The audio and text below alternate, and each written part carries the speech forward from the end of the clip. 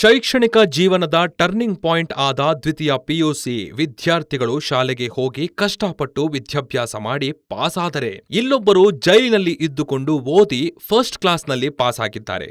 ಇವರ ಸಾಧನೆಗೆ ಡಿಜಿಪಿ ಅಲೋಕ್ ಕುಮಾರ್ ಮೆಚ್ಚುಗೆ ವ್ಯಕ್ತಪಡಿಸಿದ್ದಾರೆ.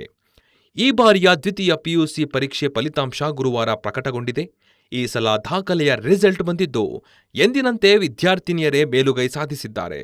ಹಗಲು ರಾತ್ರಿ ಕಷ್ಟಪಟ್ಟು ಓದಿ ಪಾಸಾದವರು ಫುಲ್ ಖುಷಾಗಿದ್ದರೆ, ಅದರಲ್ಲೂ ವಿಶೇಷ ಎಂಬಂತೆ ಜೀವಾವಧಿ ಶಿಕ್ಷೆಗೆ ಗುರಿಯಾಗಿರುವ ಓರ್ವ ಖೈದಿ 80.1% ಅಂಕಗಳನ್ನ ಗಳಿಸಿರುವ ಮೂಲಕ ಸದ್ಯ ಗಮನ ಸೆಳೆದಿದ್ದಾನೆ. ಶಿಕ್ಷಾಬಂಧಿ ಅಶೋಕ್ ಕುಮಾರ್ ದ್ವಿತೀಯ ಪಿಯುಸಿ ಪರೀಕ್ಷೆಯಲ್ಲಿ ಫಸ್ಟ್ ಕ್ಲಾಸ್ನಲ್ಲಿ ಪಾಸಾಗಿದ್ದರೆ, ಜೈಲಿನ ಪ್ರತ್ಯೇಕ ಸೆಲ್ನಲ್ಲಿಯೇ ಅಭ್ಯಾಸ ಮಾಡುತ್ತಿದ್ದರು. ಕಲಾ ವಿಭಾಗದಲ್ಲಿ ಪರೀಕ್ಷೆ ಬರೆದಿದ್ದ ಅಶೋಕ್ ಕುಮಾರ್ 600ಕ್ಕೆ 481 ಅಂಕ ಪಡೆದುಕೊಂಡಿದ್ದಾರೆ.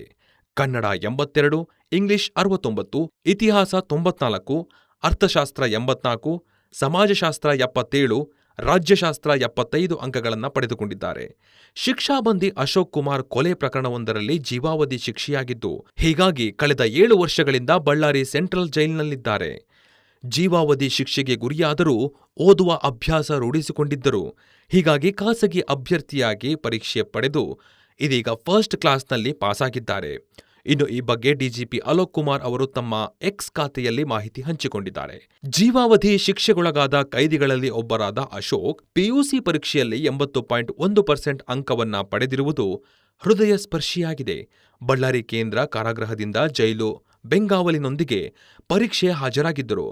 ಮುಂದಿನ ಉತ್ತಮ ಭವಿಷ್ಯದ ಬಗೆಗಿನ ಅವರ ಭರವಸೆಯನ್ನ ಜೈಲಿನ ಗೋಡೆಗಳು ಇನ್ನೂ ಹುಸಿಗೊಳಿಸಿಲ್ಲ ಎಂಬುದನ್ನು ಕಂಡು ಸಂತೋಷವಾಯಿತು ಎಂದು ಬರೆದುಕೊಂಡಿದ್ದಾರೆ. ಸಂಪೂರ್ಣ ನ್ಯೂಸ್, ಇದು ನೊಂದವರ ಧ್ವನಿ.